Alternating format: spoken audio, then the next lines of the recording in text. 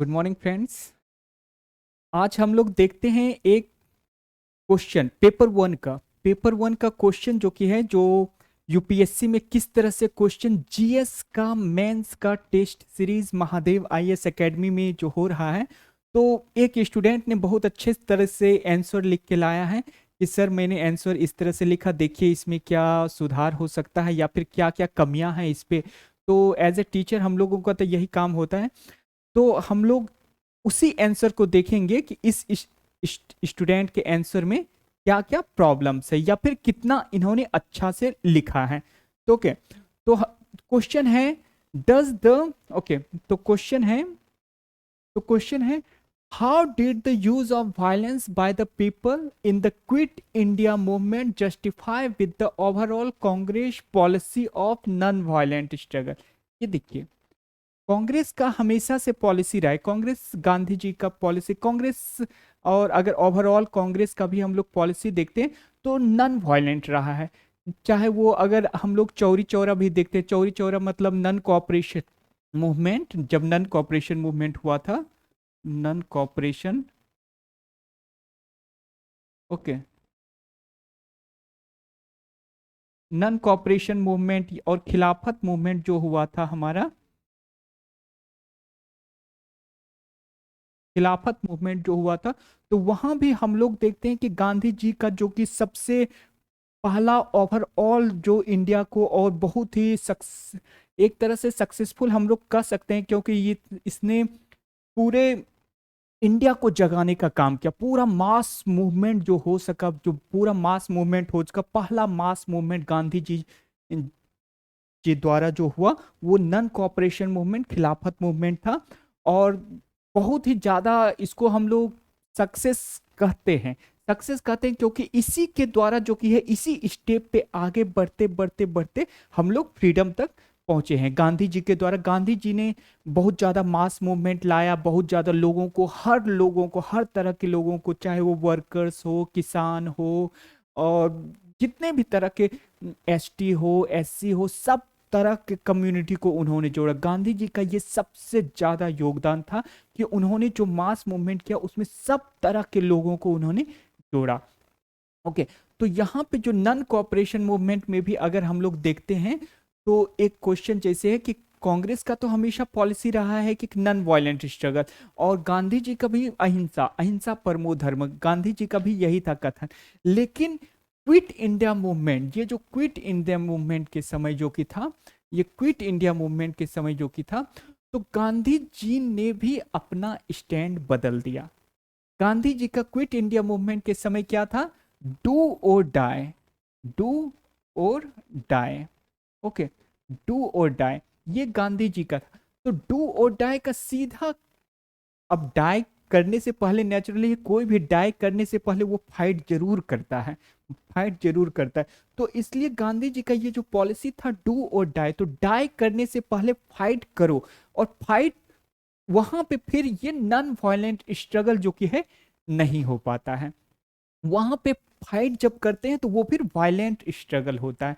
तो इसीलिए जो, और ये कब हुआ था? क्विट इंडिया मूवमेंट में। लेकिन क्विट इंडिया मूवमेंट के पहले गांधी जी का हमेशा से पॉलिसी क्या रहा? Non violent struggle. हम लोग देखेंगे कि क्या कारण था, क्या कारण था कि गांधी जी ने हमेशा नॉन वायलेंट स्ट्रगल अपनाया, लेकिन क्विट इंडिया मूवमेंट के समय उन्होंने वायलेंट स्ट्रगल भी को जस्टिफाई किया, कहा कि नहीं, वायलेंट स्ट्रगल जस्टिफाई है, let there be violent struggle. Okay, Gandhi ji ने कभी भी उसको रोकने की, वायलेंट स्ट्रगल हुआ तो रोकने की उन्होंने कोशिश नहीं की। ओके, तो हम लोग देखते हैं यहाँ पे नॉन कोऑपरेशन मूवमेंट जो है, खिलाफत मूवमेंट में के समय जो कि है, जब चौरी चौरा इंसिडेंट हुआ था जो गोरखपुर में है, 5 फरवरी, 5 फरवरी 19, 5 फरवरी 1922 को जो हुआ था, 5 फरवरी 1922 को चौरी चौरा इंसिडेंट जो हुआ था हमारा। तो वहां पे हम लोग देखते हैं कि इससे गांधी जी ने तुरंत अपना माइंड बदल, यानी कि चेंज किया, और जो ये नॉन कोऑपरेशन मूवमेंट एक पीक की तरफ जा रहा था, नॉन कोऑपरेशन मूवमेंट एक सक्सेसफुल और ज्यादा बढ़ने के कदम पे जा रहा था, तो लेकिन गांधी जी ने उसको 12 फरवरी को कांग्रेस कमेटी ने और गांधी जी के रिजोल्यूशन ने कांग्रेस कमेटी के रिजोल्यूशन ने गांधी जी के कहने पर ये 12 फरवरी 1922 को इसको जो कि है इस मूवमेंट को वापस ले लिया गया था। जबकि बहुत ज्यादा ये पूरा ऑल ओवर इंडिया में ये और भी ज्यादा स्प्रेड होते जा रहा, लेकिन क्यों ले लिया? क्योंकि वहां पे वायलेंट स्ट्रगल हो गया था। वायलेंट स्ट्रगल हो गया था यहाँ पे 5 फरवरी को 22 पुलिसमैन जो कि थे, 22 पुलिसमैन को लाइव बर्न कर दिया गया था थाना में। कहाँ पे? गोरखपुर का चौरी चौरा में 22 पुलिसमैन को। ओके, तो इससे गांधी जी जो कि है तुरंत मूवमेंट को वापस ले लिए। क्यों? क्योंकि नेचुरली ब्रिटिश जो कि है ब्रिटिश पावरफुल था उस समय।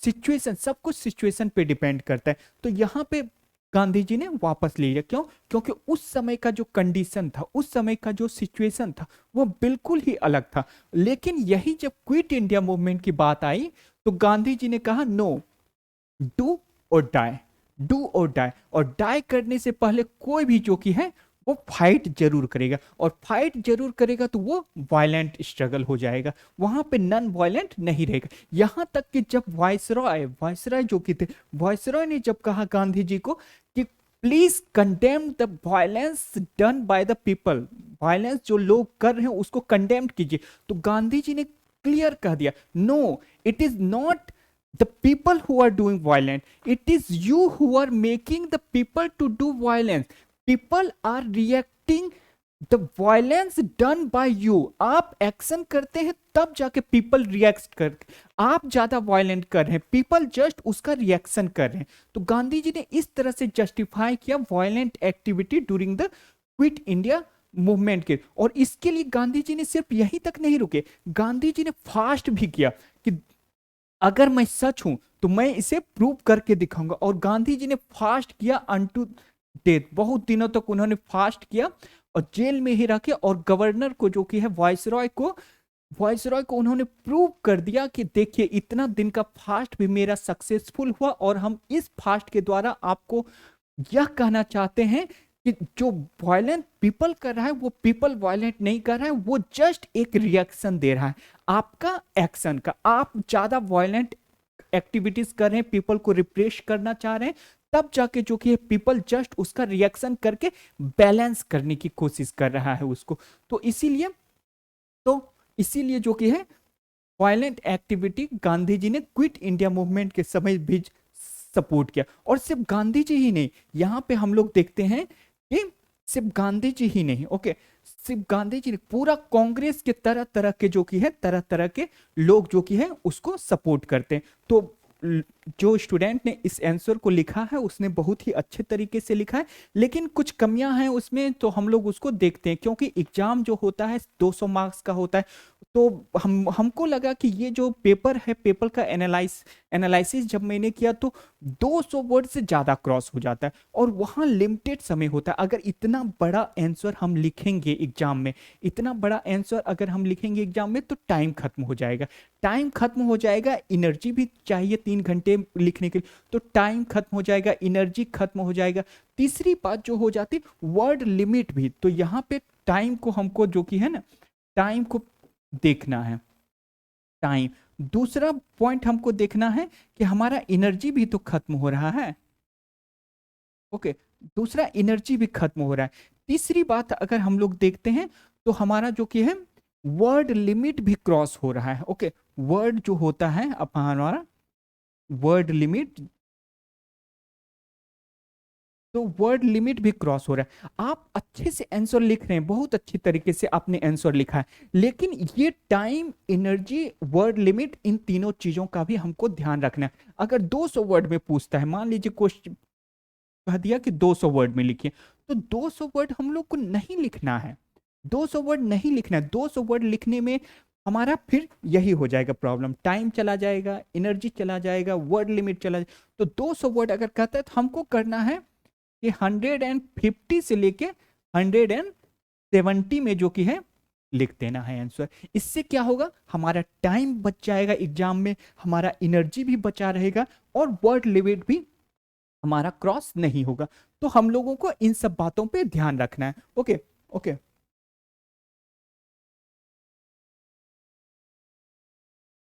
तो इन सब बातों को हमको ध्यान में रखना है।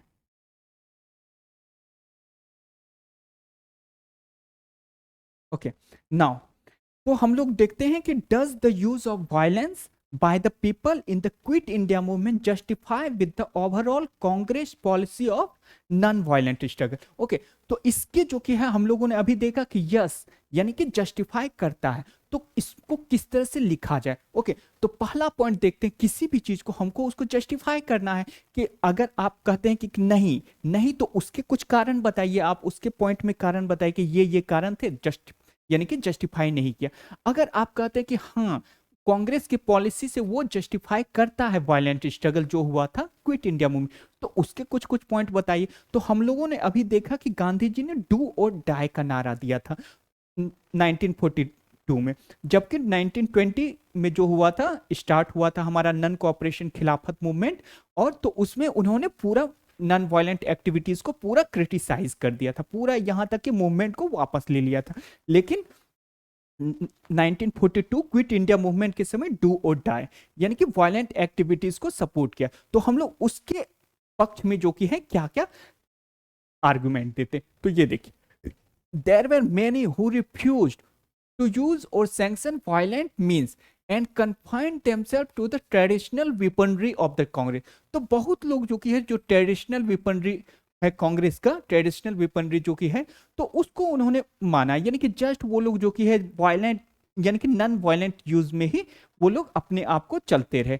तो नेचुरली वायलेंट मींस करना सबके बस की बात नहीं है, लोग नॉन वायलेंट एक्टिविटीज से ज्यादा जुड़ते हैं, कोई भी मूवमेंट हो नॉन वायलेंट रहता है तो लोग ज्यादा जुड़ते हैं, और सब वायलेंट एक्टिविटीज को कर भी नहीं पाते हैं, उसके लिए बहुत ही भगत सिंह बनना पड़ता है, चंद्रशेखर बनना पड़ता है, राजगुरु बनना पड़ता है, खुदीराम बोस बनना पड़ता है, बहुत उसके लिए करेज चाहिए, बहुत हिम्मत चाहिए उसके लिए। और करेज हिम्मत के साथ साथ अगर पुलिस से डर जो कि है, फियर को भी ट्रांस ट्रांसमाइग्रेट करना पड़ता है, फियर को भी पूरी तरह से छोड़ना पड़ता है। लेकिन आम लोगों के पास उतनी ज्यादा विल पावर नहीं होती है, आम लोगों के पास उतनी ज्यादा ना विल पावर होती, ना उतनी ज्यादा सहन शक्ति होती कि अगर पुलिस से पकड़ा गए वायलेंट एक्टिविटीज करते हुए, तो पुलिस बहुत ही ज्यादा तरीके से ब्रूटल तरीके से रिप्रेस करेगी। खास करके 1942 के समय जब पुलिस अपना बहुत ज्यादा पावर यूज कर रहे थे, ब्रूटल पावर यूज कर रहे थे, एकदम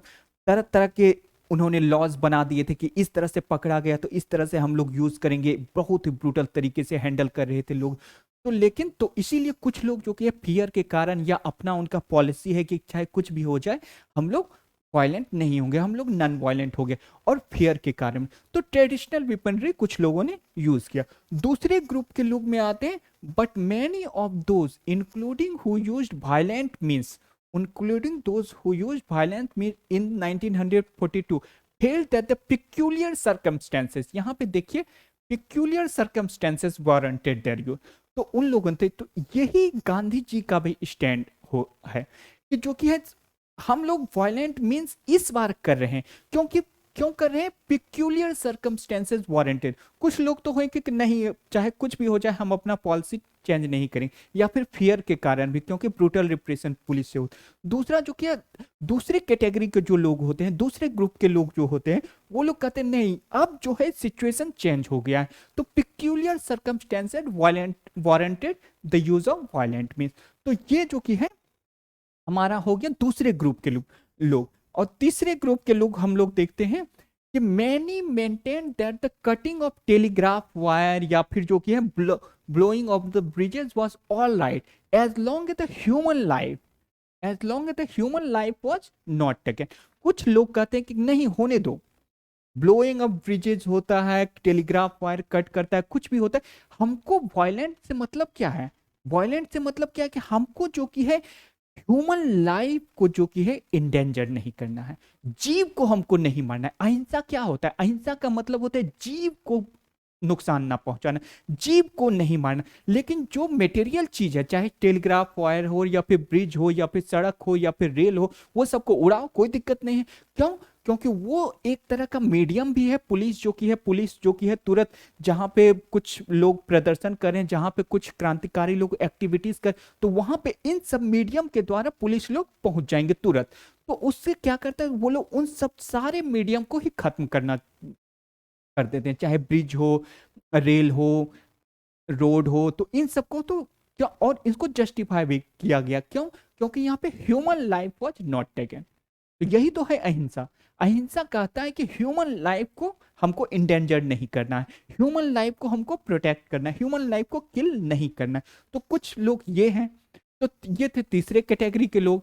तो अब देखते हैं कि गांधी जी के क्या स्टैंड है। तो कांग्रेस या फिर कांग्रेस के भी जो पॉलिसी रहा, तो उसमें भी कुछ कैटेगरी के लोग बट गए। तीसरे हम लोग देखते हैं कि पीपल जो ऑल ओवर इंडिया का है, तो वो लोग भी तीन कैटेगरी में बट गए। अब गांधी जी का हम लोग स्टैंड देखते हैं कि क्विट इंडिया मूवमेंट के किस तरह से वो जस्टिफाई कर रहे हैं अपना वायलेंट एक्टिविटीज को during the quit India movement of 1942। Okay, even Gandhi ji refuse to condemn the violence of the people. Okay, क्यों? क्योंकि because he saw it as a reaction to the much bigger violence of the state. Reaction कर रहा है यहाँ पे, reaction कर रहा है यहाँ पे, तो इसीलिए गांधी जी ने कंडेम नहीं किया वायलेंट ऑफ द पीपल को। गांधी जो हो रहा था, गांधी जी ने कंडेम नहीं किया, because he saw it as a reaction to the much bigger violence of the state. तो गांधी जी का क्लियर का वायसरॉय ने जब कहा, तो गांधी जी ने क्लियर कर, no we are just reacting to the violence done by you, we are not doing violence, we are not doing action, we are just doing reaction. Balance करने के लिए, चेक करने के लिए, ताकि हम लोग चाहे टेलीग्राफ वायर को कट कर रहे हैं या फिर जो कि है ब्लोइंग ऑफ ब्रिजेस कर रहे हैं, रेलवे लाइन को क्षति पहुंचा रहे हैं, सड़क को, रोड को डिस्ट्रॉय कर रहे हैं, तो ये एक रिएक्शन दे रहे हैं। क्यों? क्योंकि वायलेंस स्टेट की तरफ से बहुत ज्यादा रिप्रेशन हो रहा है, ब्रूटल रिप्रेशन हो रहा है। तो इस तरह गांधी जी ने अपना स्टैंड जस्टिफाई कर दिया। दूसरा जो कि है, अगर हम फ्रांसिस हटचिंस के व्यू देखें, ये फ्रांसिस हटचिंस के व्यू देखें, तो गांधी जी का मेजर ऑब्जेक्शन, गांधी जी का जो कि है मेजर ऑब्जेक्शन क्या था? Violence was that, major objection to violence was that its use prevented mass participation. Gandhi ji हमेशा इसलिए वायलेंट एक्टिविटीज नहीं करते थे क्योंकि वहां पे मास पार्टिसिपेशन नहीं हो सकता है। किसके द्वारा? फ्रांसिस हटचिंस व्यू के द्वारा। मास पार्टिसिपेशन नहीं, जैसे अगर भगत सिंह ले लिए, चंद्रशेखर आजाद ले लिए, राजगुरु ले लिए, बटुकेश्वर दत्त ले लिए, या फिर खुदीराम, तो वहां पे जो कि मास पार्टिसिपेशन नहीं हो सकता है। क्यों? क्योंकि वहां पे वायलेंट मीन्स था। वायलेंट किसी को फियर, सबको, यानी कि सब लोग एक जैसे करेजियस नहीं होते, सब लोग अपनी जिंदगी दांव पे लगाना नहीं चाहते। तो वहां पे हम लोग देखते हैं कि इसीलिए मास पार्टिसिपेशन वहां पे नहीं हो पाता है जहां पे वायलेंट एक्टिविटीज होता है। तो इसीलिए Gandhi ji its use prevented mass participation in a movement, but that in 1942, लेकिन 1942 में Gandhi ji has come to the view that mass participation would not be restricted. Gandhi ji ने कह दिया कि 1942 का अकॉर्डिंग टू, गांधी जी ने जिस तरह के सरकमस्टेंसेस को एनालाइज किया, सरकमस्टेंसेस को देखे, तो उन्होंने कह दिया कि इस समय जो कि है mass participation would not be restricted as a result of the violence. जैसे गांधी जी ने, अगर हम देखें कि पार्टीशन जब हो रहा था, इंडिया का पार्टीशन हो रहा था, तो गांधी जी को लोगों ने, बहुत सारे लोगों ने कहा कि आप फास्ट कीजिए, आप फास्ट अनटू डेथ कीजिए, ताकि पार्टीशन को रोका जा सके। और आप बहुत ज्यादा उसके लिए जो कि है एक मूवमेंट भी चलाइए, एक पूरा मास मूवमेंट चलाइए कि पार्टीशन को रोका जा सके, आप फास्ट अनटू डेथ कीजिए ताकि पार्टीशन को रोका जा सके। लेकिन गांधी जी ने देखे कि सरकमस्टेंसेस वारंट नहीं कर रहा है, उस समय सरकमस्टेंसेस डिफर हो गया। पहले का सरकमस्टेंसेस, जब गांधी जी फास्ट करते थे, जब गांधी जी मास मूवमेंट करते थे, तो वो सरकमस्टेंसेस उनके सपोर्टिव रहते थे। लेकिन अभी का जो पार्टीशन का समय का है सरकमस्टेंसेस, वो सरकमस्टेंसेस अभी सपोर्टिव ही नहीं है। तो गांधी जी कह दिया कि अगर हम फास्ट भी अनटू डेथ कर गए, या फिर हम मर भी जाएंगे, या फिर जो कि है मर भी जाएंगे, या फिर मास मूवमेंट भी करने लगेंगे, तो मास मूवमेंट सक्सेस नहीं होगा, और फास्ट करके भी हम मर जाएंगे, लेकिन पार्टीशन अब नहीं रुकने वाला, क्योंकि उस समय का सरकमस्टेंसेस चेंज हो गया है, उस समय का जो कि है माहौल बदल गया, उस समय के लोगों की सोच जो होती है, सोच उस समय की डिफर हो गया है पहले के मुकाबले। तो इसीलिए, और 1942 में गांधी जी ने इसलिए भी मास, यानी कि वायलेंट को एक्टिविटीज को कह दिया कि सपोर्ट करते हैं। क्यों? क्योंकि उस समय का जो सरकमस्टेंसेस थे, उस समय का सर्कमस्टेंसेस से mass participation would not be restricted according to the view of Francis हटचिन। तो ये हम लोग देखते हैं कि गांधी जी, तो ये हम लोग देखते हैं कि कुछ आर्गुमेंट इस तरह से हम लोग प्रेजेंट करते हैं कुछ, कि हाँ ये आर्गुमेंट है कि Gandhi ji justified the use of violent activities during the quit India Movement, और पहले नहीं करते थे। तो ये सब हम लोग देखते हैं।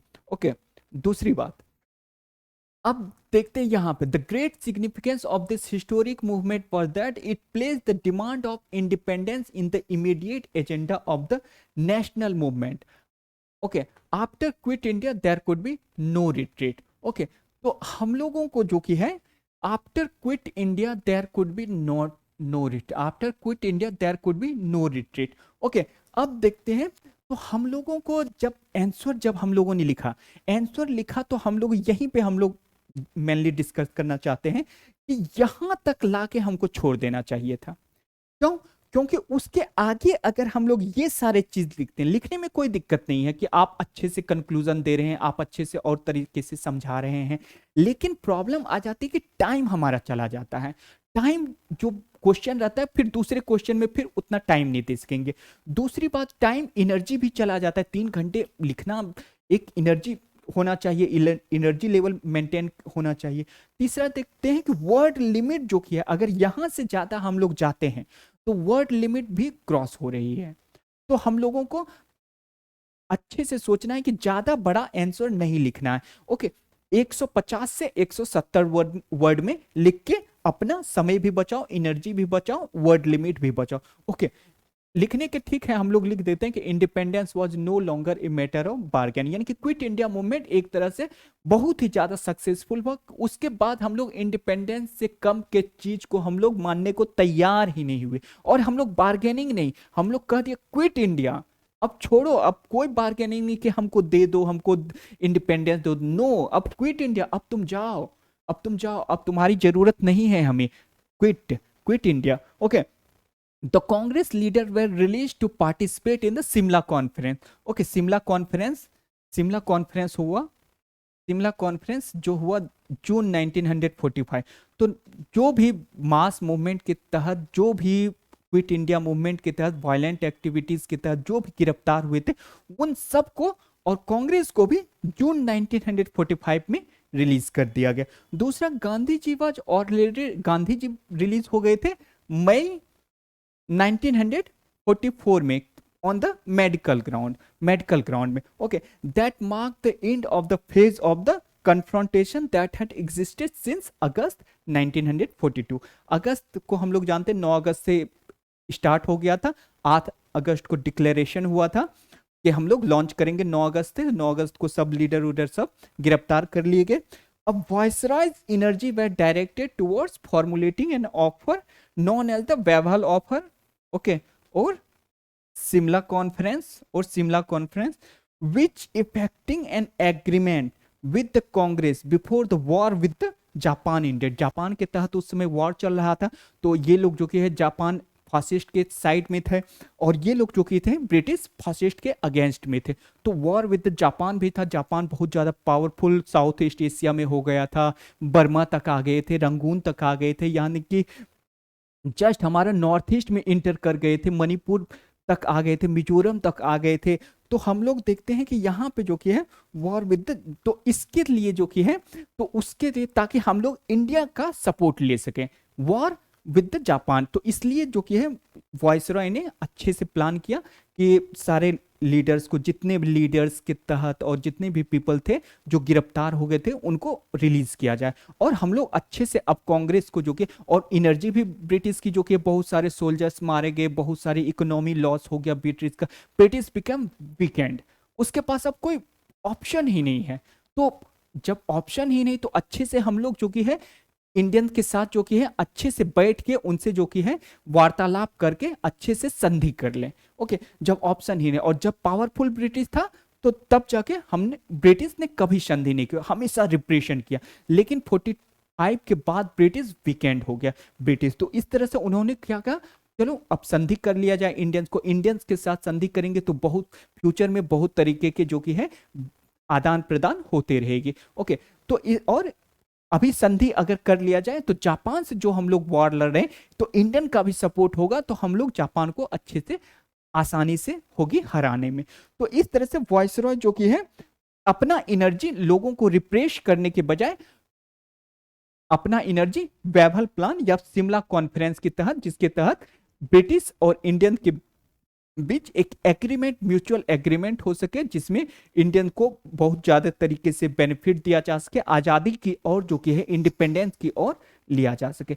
तो ये सब ठीक है, बहुत अच्छे तरीके से लिखा, लेकिन यहाँ पे वर्ड लिमिट को हम लोगों को ध्यान देना है। इसीलिए अच्छा है कि after quit India movement there could be no retreat, और थोड़ा सा लिख दीजिए यहाँ पे Congress leaders were released, Congress leaders Gandhi ji and all the people were released before 1945 and this mark the end of the quit India movement. तो क्विट इंडिया मूवमेंट के तहत वी से कंक्लूजन में during the quit India movement the violent was justified by the many people including the Gandhi ji, many peaceful Congress leaders also। Okay, तो इतना लिख के हम लोगों को एंड कर देना, ज्यादा हम लोग को बढ़ाना नहीं, और 5 पॉइंट हमने जस्टिफाई कर ही दिया, और कंक्लूजन में हम लोगों को थोड़ा सा लिख के एंड कर देना। और थोड़ा सा यहाँ पे जो कि है हम लोग ने थोड़ा सा यहाँ पे जो कि है हम लोगों को इंट्रोडक्शन भी देना है कि Quit India Movement was launch during the 90 अगस्त 1942। उसमें the slogan was quit India या भारत छोड़ो, और क्विट इंडिया ये स्लोगन दिया गया उसमें, quit India, okay, quit India या फिर भारत छोड़ो, भारत छोड़ो,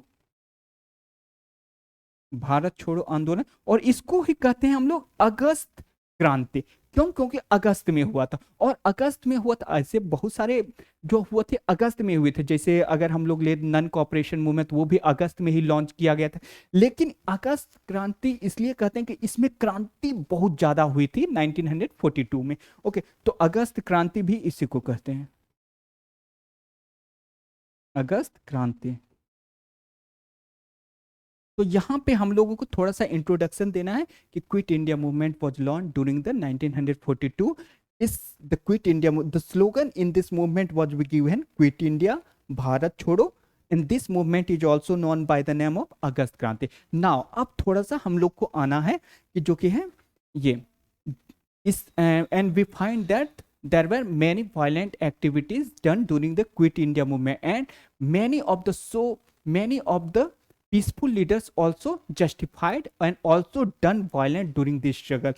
तब जाके हम लोगों को ये सब लिखना है। तो थोड़ा सा हम लोगों को इंट्रोडक्शन देना है, फिर जो कि है पॉइंट लिखना है, और फिर कंक्लूजन लिख देना है। और उतना वैभल प्लान जो हुआ, शिमला कॉन्फ्रेंस, उतना हम लोगों को जाने की जरूरत नहीं है, जाएंगे तो फिर टाइम, एनर्जी और वर्ड लिमिट क्रॉस हो जाएगा। ओके, तो यहां से हम लोग तो यहां तक आके कंक्लूड कर देंगे, यहां तक आके, और कंक्लूजन में डाल देंगे कि those Indians and those leaders, even Gandhi ji, who were arrested during the Quit India movement, they got released before June 1945 to take part in the Congress, to take part in the Simla conference, so that they can fight, so that the British can fight together with the Indians with the anti-fascist, with the fascist policy। क्योंकि ये लोग anti fascist थे, तो with the fascist force and with the fascist policy with the Japan, and can maintain a better relation with the Indian in the coming days or in the coming year। तो इस तरह से जो कि है हम लोगों को कंक्लूजन देके एंड कर देना। यहाँ पे इनने बहुत अच्छे तरीके से लिखा, लेकिन थोड़ा सा हम लोगों को वर्ड लिमिट क्रॉस हो गए, तो हम लोग ये देखते हैं। ओके,